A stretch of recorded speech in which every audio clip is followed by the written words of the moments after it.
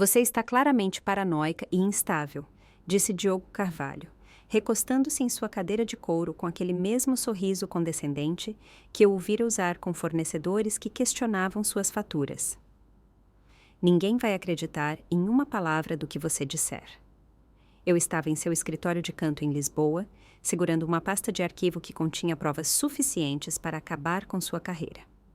O sol do fim da tarde lançava longas sombras sobre sua secretária de mogno, e eu podia ouvir o zumbido distante do nosso departamento de contabilidade encerrando mais um dia no Grupo Gravora.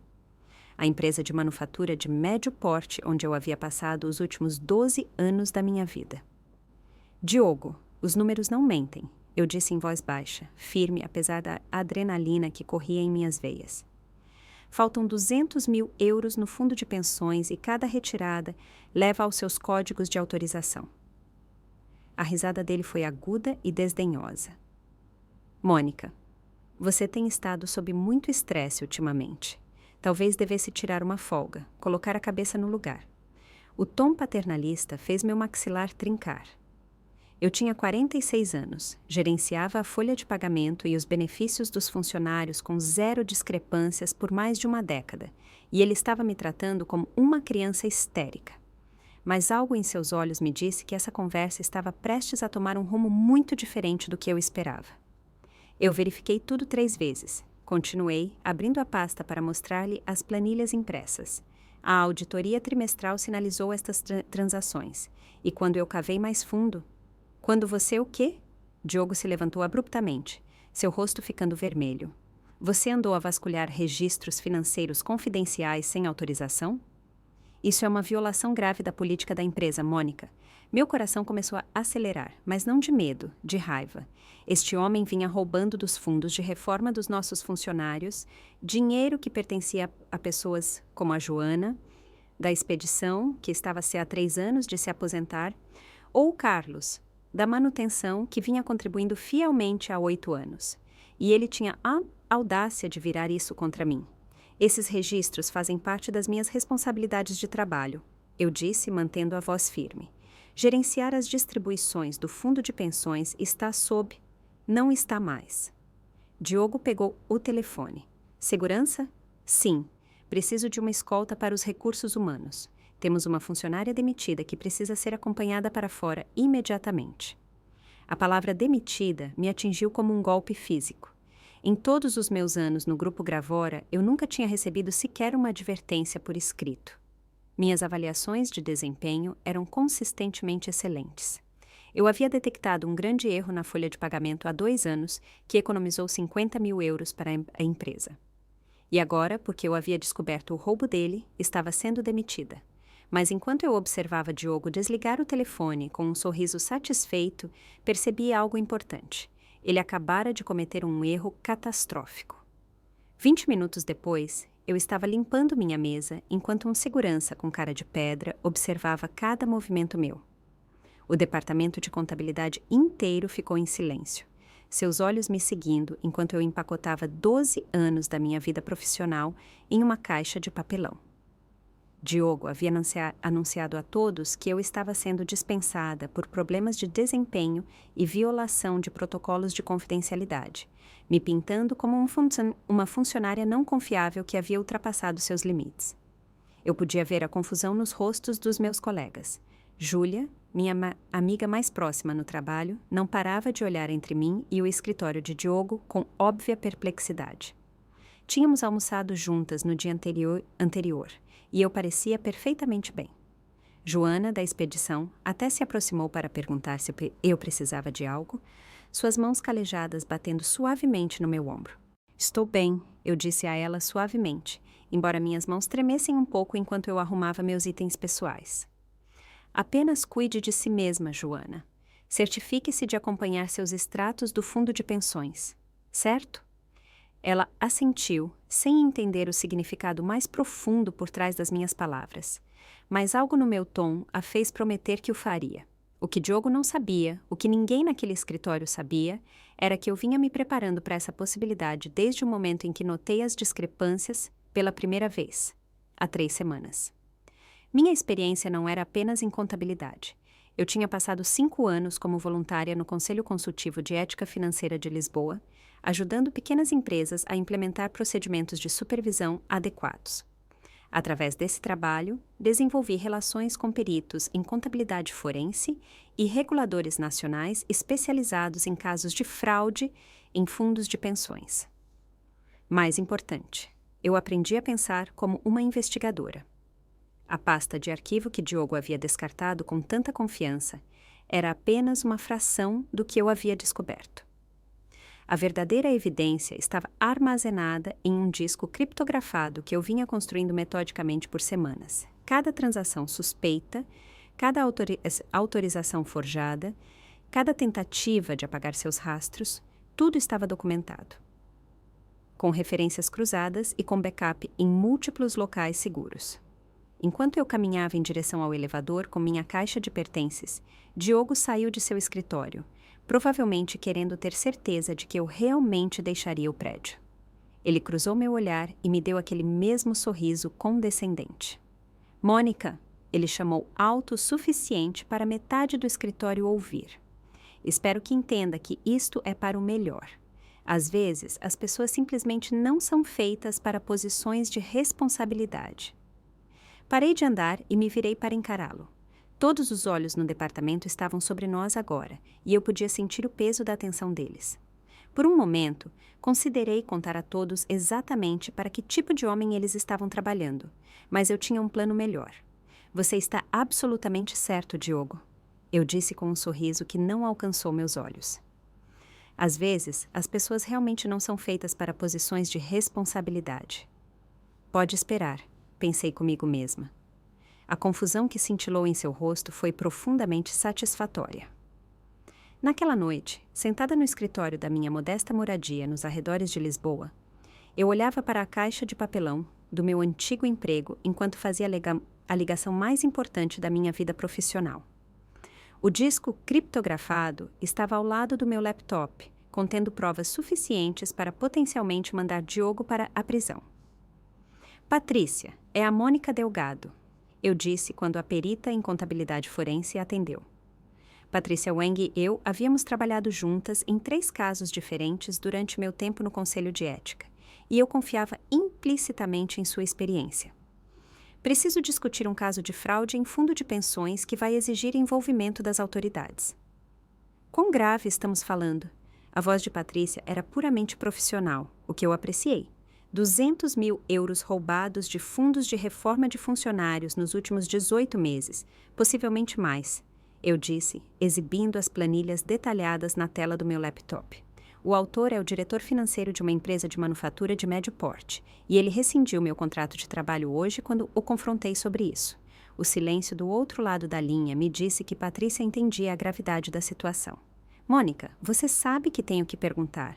Você tem certeza absoluta sobre esses números? Eu os verifiquei de 7 maneiras diferentes, respondi, rolando pelas provas que havia compilado.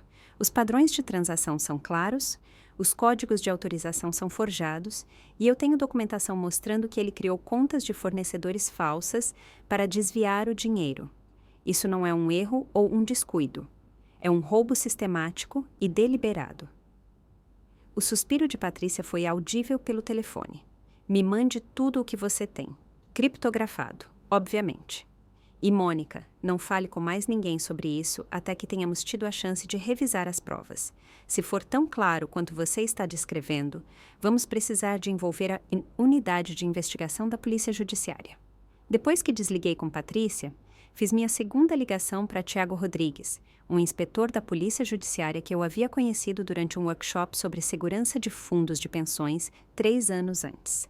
Tiago era especializado em casos envolvendo apropriação indevida de fundos de reforma, e ele me deu seu número direto com instruções para ligar se eu encontrasse algo suspeito. Tiago, aqui é Mônica Delgado, do Conselho de Ética de Lisboa, eu disse quando ele atendeu. Preciso relatar um caso significativo de fraude em fundo de pensões e acredito que se enquadra na jurisdição criminal. Diga-me o que você tem, Mônica. Enquanto eu explicava a situação, podia ouvir Tiago tomando notas.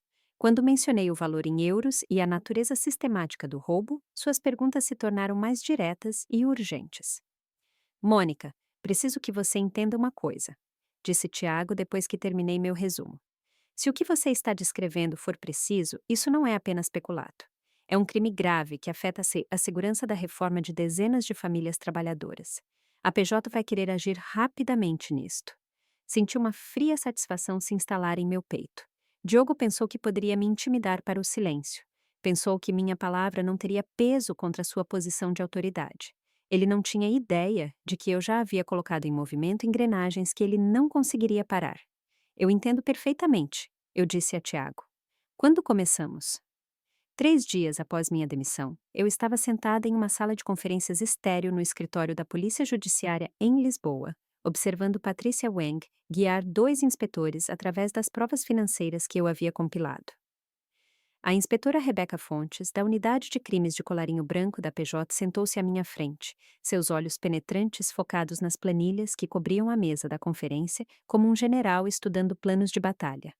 Esta é uma documentação excepcional, Mônica, disse a inspetora Fontes, sua voz carregando o tipo de autoridade que fazia as pessoas prestarem atenção.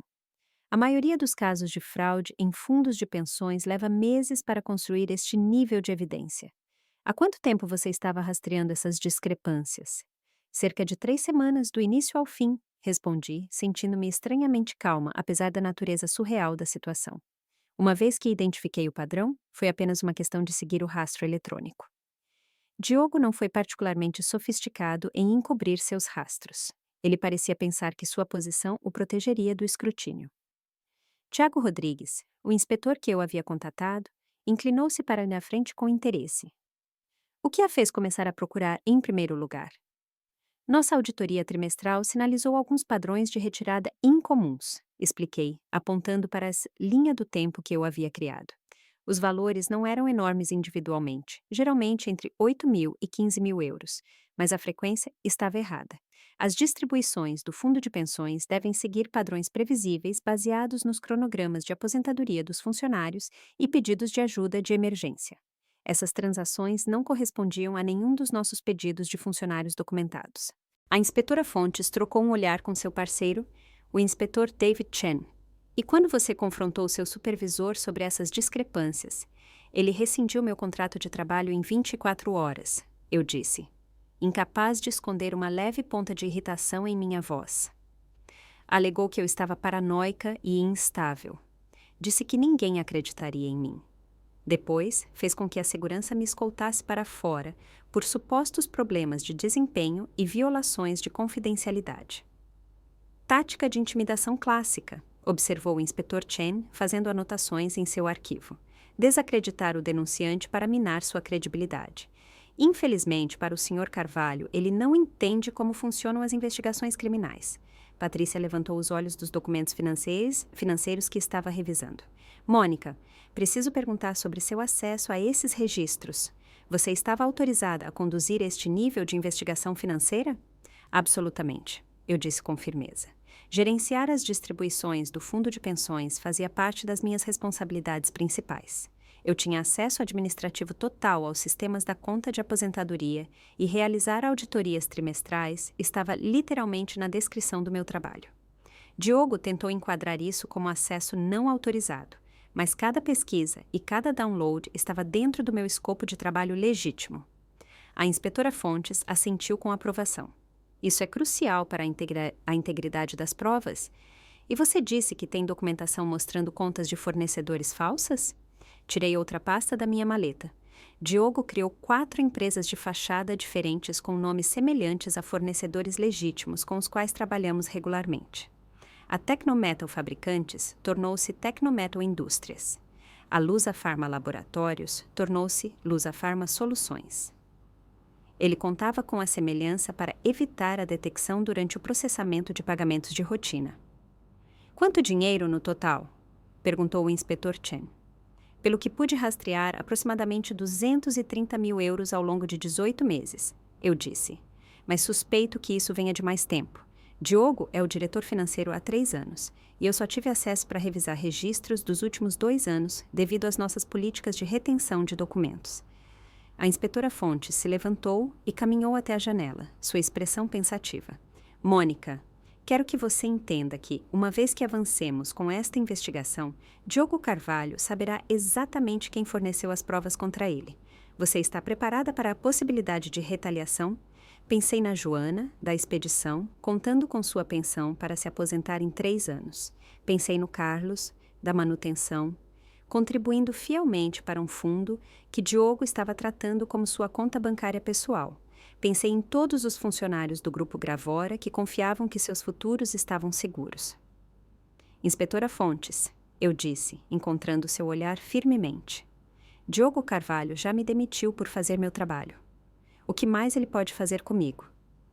Uma semana depois, eu estava em uma consultoria com a Unidade de Crimes Financeiros da PJ, quando meu celular vibrou com uma mensagem de texto que gelou meu sangue. Era de Júlia, minha ex-colega do Departamento de Contabilidade. Mônica, o Diogo está dizendo a todos que você roubou dinheiro e que eles te demitiram por desfalque. Ele está dizendo que você criou documentos falsos para incriminá-lo. Algumas pessoas estão começando a se acreditar. A inspetora Fontes notou minha expressão mudar imediatamente. O que foi? Mostrei a ela a mensagem, observando seu maxilar se contrair enquanto ela lia. Ele está tentando virar a narrativa, disse ela sombriamente. Estratégia clássica de desvio. Acuse o acusador antes que ele possa reunir apoio. Ele pode fazer isso? Perguntei, sentindo uma onda de pânico. Ele pode simplesmente mentir sobre o que aconteceu e fazer as pessoas acreditarem. Ele pode tentar, respondeu a inspetora Fontes, mas ele está cometendo outro erro crítico. Cada declaração falsa que ele faz sobre você ou este caso é uma evidência adicional de sua consciência de culpa. Vamos documentar tudo. Nos dias seguintes, a situação no Grupo Gravora se deteriorou rapidamente. Júlia me manteve atualizada através de mensagens de texto cuidadosas, descrevendo como Diogo havia convocado uma reunião geral para abordar rumores e desinformação sobre a gestão financeira da empresa. Ele me pintou como uma funcionária descontente que havia fabricado provas após ser legitimamente demitida por mau desempenho. Mas Diogo havia subestimado algo crucial: minha reputação entre meus ex-colegas. A maioria das pessoas não está comprando isso. Júlia me enviou na noite de quinta-feira. A Joana da expedição fez perguntas diretas sobre o fundo de pensões durante a reunião. O Carlos da manutenção disse que quer revisar seus extratos de conta. As pessoas se lembram de como você sempre foi cuidadosa e honesta. O verdadeiro ponto de virada veio quando Diogo cometeu seu erro mais grave até então. De acordo com Júlia, ele anunciou que a empresa mudaria para um novo sistema de gerenciamento de fundos de pensões para impedir o acesso não autorizado às contas dos funcionários. Ele estava essencialmente admitindo que o acesso não autorizado havia ocorrido, enquanto simultaneamente afirmava que eu era a responsável por isso. Ele está tentando tapar buracos em uma barragem que já está se rompendo, explicou a inspetora Fontes quando compartilhei essa informação. O anúncio do novo sistema é uma prova de que ele sabe que existem vulnerabilidades no sistema atual, vulnerabilidades que ele criou para facilitar seu roubo. Patrícia Wen vinha trabalhando sem parar para verificar cada transação que eu havia identificado, e suas descobertas preliminares foram ainda mais prejudiciais do que suspeitávamos inicialmente. Mônica, ele não estava apenas roubando as contribuições para a pensão, ela me disse durante uma teleconferência com a equipe da PJ. Ele também estava desviando das contribuições de contrapartida da empresa. O roubo total está se aproximando dos 300 mil euros. Isso muda significativamente as diretrizes de sentença para estes crimes, observou o inspetor Chen. Agora estamos a olhar para possíveis acusações sob múltiplos artigos do Código Penal, incluindo abuso de confiança qualificado e burla informática. Mas a descoberta mais chocante veio quando Patrícia rastreou o dinheiro que Diogo havia roubado. Em vez de encontrar evidências de dívidas de jogo ou problemas financeiros pessoais, ela descobriu algo muito mais calculado. Ele não estava gastando esse dinheiro em despesas de estilo de vida, explicou Patrícia, mostrando nos registros bancários que a PJ havia obtido por meio de ordens judiciais. Ele o estava investindo: compras de ações, criptomoedas, especulação imobiliária. Ele estava tratando o fundo de pensões como seu portfólio de investimentos pessoal. A frieza calculista disso me revirou o estômago. Isso não era desespero ou vício. Era pura ganância. Diogo havia roubado sistematicamente de funcionários trabalhadores porque achava que poderia gerar retornos mais altos do que a estratégia de investimento conservadora do fundo de pensões. Inspetora Fontes, eu disse, olhando para as provas espalhadas pela mesa da conferência. Quando vocês planejam agir? Ela verificou o relógio. Os mandados estão sendo finalizados agora. Vamos executá-los amanhã de manhã, às 9 horas, assim que o Diogo chegar ao escritório. Senti uma sombria satisfação crescendo em meu peito. Em menos de 12 horas, Diogo Carvalho estava prestes a ter o pior dia de sua vida profissional. Na manhã da operação, eu não estava no grupo Gravora, mas não precisava estar. A inspetora Fontes havia providenciado para que eu monitorasse a operação do escritório da PJ, onde eu podia assistir através de transmissões de vídeo ao vivo das câmeras corporais dos inspetores e fornecer orientação em tempo real sobre os sistemas financeiros e locais de documentos da empresa. Exatamente às 9 horas, assisti em múltiplas telas, enquanto 12 inspetores da Judiciária, em fatos escuros, entravam pela entrada principal do Grupo Gravora. A expressão chocada da recepcionista era claramente visível, enquanto a inspetora Fontes apresentava um mandado selado para revistar as instalações e apreender registros financeiros. Onde fica o escritório de Diogo Carvalho? Perguntou a inspetora Fontes à recepcionista, que apontou para o escritório de canto com a mão trêmula. Através da câmera corporal do inspetor Chen, eu os vi se aproximando do escritório de Diogo. Ele estava apenas se acomodando com seu café da manhã, provavelmente planejando mais um dia de encobrir seus crimes e espalhar mentiras sobre mim. Quando ele olhou para cima e viu os inspetores, seu rosto passou de confusão para reconhecimento e para terror absoluto no espaço de cerca de 3 segundos. Diogo Carvalho. A voz da inspetora Fontes era calma e profissional. Sou a inspetora Fontes da Polícia Judiciária. Temos um mandado para revistar estas instalações em conexão com uma investigação de fraude em fundo de pensões. A xícara de café de Diogo escorregou de suas mãos, espirrando pela sua secretária de mogno e encharcando os mesmos relatórios financeiros que ele estava revisando quando o confrontei 2 semanas antes. A ironia não me passou despercebida. Deve haver algum engano, gaguejou Diogo, sua voz mais aguda que o normal. Eu não sei nada sobre fraude em fundo de pensões. Isso é sobre a Mônica Delgado, não é? Eu disse a vocês que ela era instável. Ela fabricou provas para se vingar depois que a demitimos. O inspetor Chen se adiantou com a papelada do mandado. Senhora Carvalho, o senhor tem o direito de permanecer em silêncio, mas precisamos que se afaste do seu computador e permita que nossa equipe forense proteja seus dispositivos eletrônicos. Pela transmissão de vídeo, observei o rosto de Diogo passar por emoções que eu nunca tinha visto nele antes. Pânico, cálculo desesperado e, finalmente, o reconhecimento derrotado de que suas mentiras cuidadosamente construídas estavam desmoronando ao seu redor. A busca em seu escritório revelou ainda mais provas do que esperávamos. Além de apreender seu computador e arquivos financeiros, os agentes encontraram anotações manuscritas detalhando seu esquema de empresas de fachada, incluindo senhas e números de conta que ele aparentemente fora arrogante demais para esconder adequadamente. Mas o momento que mais me satisfez veio quando a inspetora Fontes perguntou a Diogo diretamente sobre os fundos de pensão desaparecidos. Senhor Carvalho, pode explicar por que as contribuições de pensão dos funcionários, totalizando aproximadamente 300 mil euros, foram transferidas para contas sob seu controle? A resposta de Diogo foi exatamente o que eu esperava dele. Isso é impossível. O fundo de pensões está completamente seguro. Mônica Delgado teve acesso não autorizado a esses sistemas e ela deve ter manipulado os registros para fazer parecer que eu estava envolvido. A expressão da inspetora Fontes não mudou, mas pude ouvir a satisfação em sua voz quando ela respondeu. Senhor Carvalho, temos confirmação forense independente dessas transações a partir dos próprios registros do banco. Também temos documentação mostrando que o senhor autorizou pessoalmente cada transferência usando suas credenciais administrativas. Estes não são arquivos manipulados, são registros bancários. O silêncio que se seguiu foi ensurdecedor. Pela câmera, eu podia ver Diogo percebendo que suas mentiras eram inúteis contra provas documentadas. Seus ombros caíram e, pela primeira vez desde que o conhecia, ele parecia genuinamente pequeno. Enquanto os inspetores continuavam a busca, a notícia se espalhou pelo escritório. Eu podia ver funcionários se reunindo em grupos confusos, sussurrando entre si enquanto assistiam aos agentes desmantelarem sistematicamente o mundo de Diogo. Joana, da expedição, estava perto do elevador, seu rosto uma mistura de choque e compreensão crescente.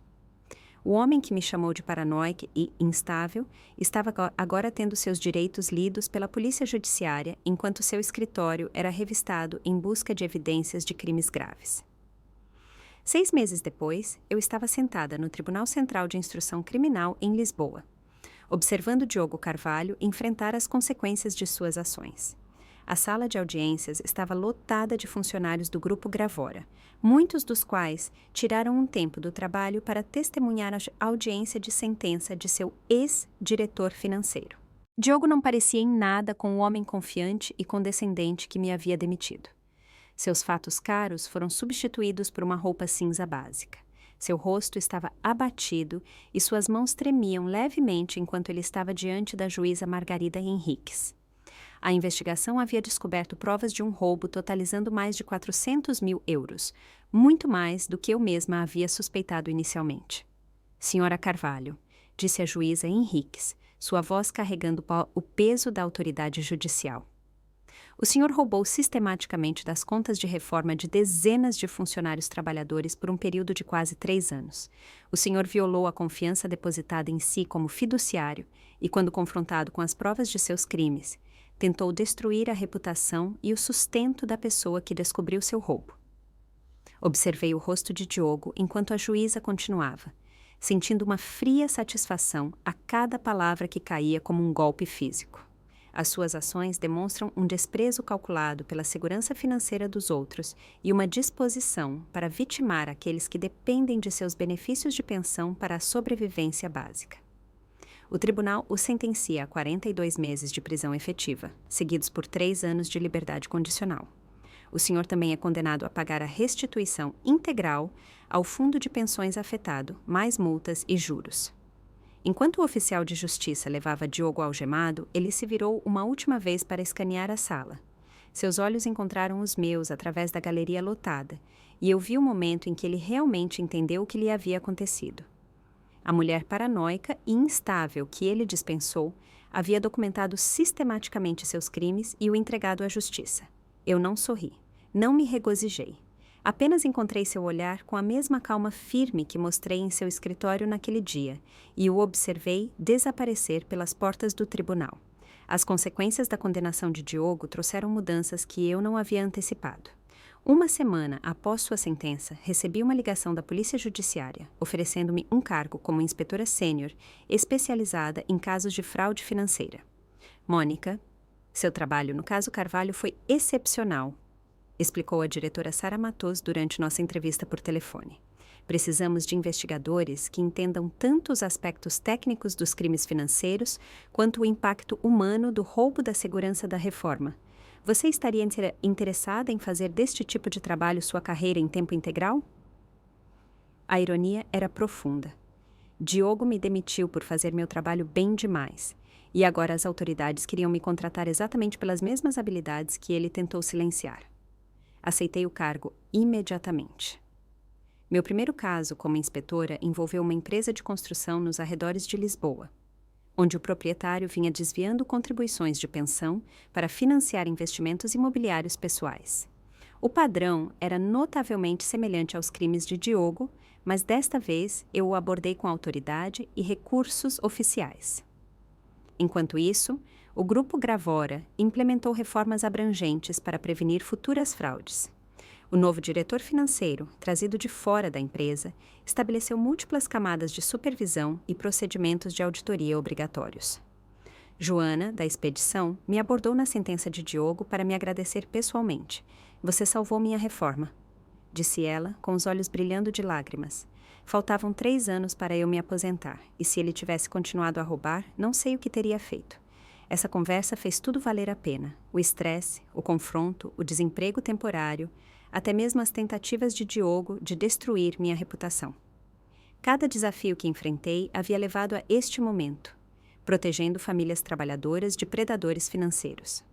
Ao sair do tribunal naquele dia, percebi que Diogo estava certo sobre uma coisa.